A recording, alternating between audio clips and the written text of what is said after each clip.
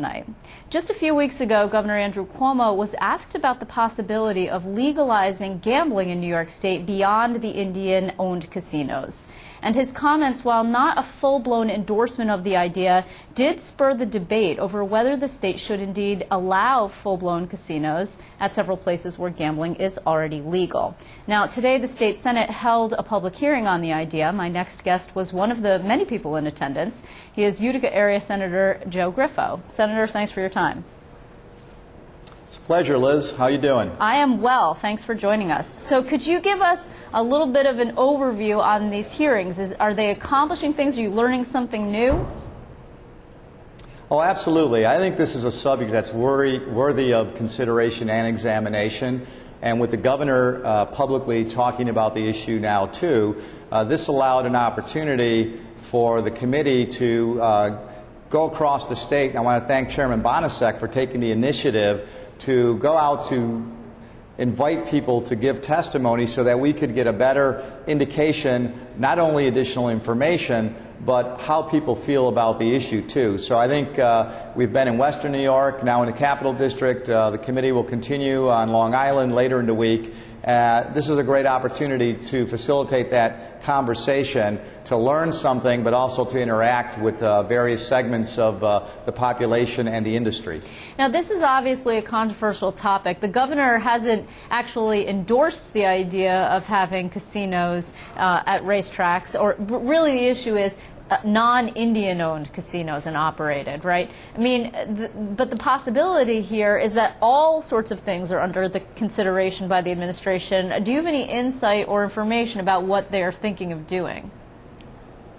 I do not know specifically what they may be thinking of, but I know the governor does have a deputy secretary that is now entrusted with looking at racing and gaming, and I think that is an important area to look at. As you indicated earlier, Liz, this already exists in the state. It's being done specifically at Native American facilities right now. Beyond that, we have the lottery, so there are a number of ways to wager at this point in time. So we believe in the Senate, and I have sponsored legislation that says this is a subject that not only needs to be thoroughly considered and examined, but also it is something that we have to determine what is the best approach and what is the best model that could work. But ultimately, the people of the state, I believe, should have an opportunity to have a say in this, and that would be done through a referendum. Yeah, that's an interesting point. I mean, I'm sure that there are many things that New Yorkers would like to have a say on. Gay marriage, I think there were people who were pushing also for a referendum. But the problem is that we don't have a mechanism for setting that up. Don't you first have to pass Senator Roback's bill and get the Assembly to do it, too, that would institute initiative and referendum in New York? Well, there's two things. Absolutely. I'm a big supporter of initiative and referendum. In fact, I even support recall. But I believe that in this particular instance, we're talking about a constitutional amendment. I see. And as a result of it, there will be a requirement. It will pass two terms of the legislature. So it would go through this term if it were to pass, and then the next term, and then it would go on the ballot before the people. So this is something based upon the concurrent resolution changing the Constitution that would require a public vote. But I do also believe that we should continue to work on initiative and referendum. Okay, I see. So here's the thing, though. Do you not believe that at some point there's a saturation of gambling and that we risk that in New York? I know that there are colleagues of yours who are worried about that. Absolutely, Liz. I'm very concerned about saturation, and that's why we're holding these hearings right now, because, as I said, this is an opportunity for us to look at the issue comprehensively. We know not only there are fiscal challenges facing the state, but in gaming and in wagering right now, we have an ailing racing industry. We have a lot of discussion about how should we approach legalizing commercial gaming, knowing that we do have Native American facilities that are in existence right now. So when we do this, we should look at this comprehensively from my perspective.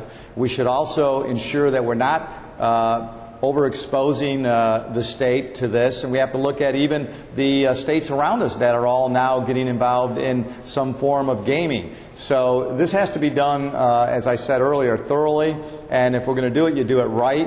It's important to get people's input in this process. I believe that the best approach to this, if we were to move forward on it, would be not to expand the facilities, but to look at facilities that already exist, like some of the racinos, right, and to allow them to basically grow those existing industries. You bring up an interesting point, Senator, because I would imagine that if in fact the state seeks to go in a direction that would expand gambling beyond the Native American owned and operated facilities, that you would have a serious legal battle on your hands, because the tribes have demonstrated already that they are not shy about filing lawsuits, all sorts of them.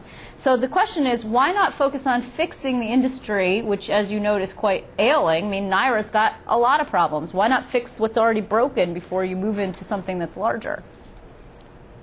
Well, that's a good point, Liz, and I said that I think we need to approach this comprehensively. So we have to look at what needs to be done differently in the industry, but this is one component that may be under consideration to assist many of those racetracks that now have BLTs. If some of them were allowed to expand into a full casino, I think in some cases they would complement facilities that exist in Native American facilities. But again, as you indicated earlier, we need to be mindful of saturation. So this is an opportunity to gather information, to listen to experts, to hear the public's input, and then to make a determination of what is the proposal that we want to advance. From my perspective, it should be... Do you imagine, forgive me for interrupting, do you imagine this is going to be something that you'll seek to move, that the Senate Republicans will seek to move in the coming legislative session?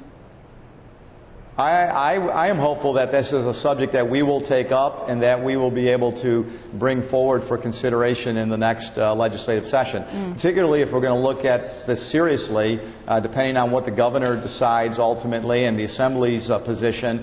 But if we are going to take action in order to put this before the people, there would have to be something done in 2012 in order for it to come up again in 2013, and that would be the earliest it can come before the public. Okay. Do you imagine, Senator, that there would be a component that would address gambling addiction? Because if you're going to expand gaming in the state, you would also conceptually expand the number of people who might have a gambling problem. Yeah, I think that's something that I have proposed in my legislation. We need to be sensitive to that, and that's why I'm also concerned that we don't become an area that has regional facilities, because everybody talks about their desire or interest in having something, but that becomes a problem if it becomes rather than a draw from out of state and in other countries, that we're just pooling within our own state, even though it's a large state. Right. So we need to be sensitive to that too. Any societal issues that may arise as a result of the direction that we take. But I think if we avoid the saturation, if we avoid not only from an economic perspective but from a quality of life perspective when we develop the proposal and the motto, I think that would be beneficial as we debate the issue. Okay. Well, Senator Griffo, obviously you and I will have a conversation about this again, because I don't think that it is a short-term resolution that we're looking at right now. I want to thank you, though, for joining us from the Capitol. Thanks very much. So, always a pleasure, Liz. Take care.